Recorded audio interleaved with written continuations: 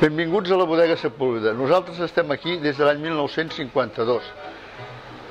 Nosaltres habitualment fem sempre el mateix. Vam començar com a la clàssica bodega de barri, tradicional, amb aquesta mateixa barra que tenim aquí, que hi havia tapes. Actualment, des de l'any 81, vam canviar el sistema i vam deixar de ser bodega de venda de vins i licors i cerveses per passar a ser una bodega de tapes, la clàssica bodega de tapes de tota la vida.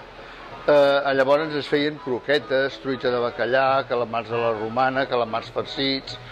Hem anat evolucionant, ja dic, des de l'any 81 fem tapes con mantel, que és una nova modalitat, o sigui, és més que una tapa, menys un plat de doble estovalla. Nosaltres diem tapes con mantel pel fet que és una tapa però servida amb més comoditat que no podria ser en una barra com es feia abans, que abans la gent tenia el costum de fer l'aperitiu, abans d'anar a dinar i després anaven a dinar.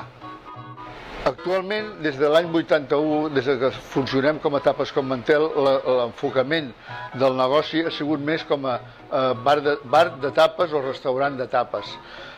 Nosaltres no volíem fer plats, però la gent ens ha obligat a anar fent plats i anar incorporant cada vegada més coses.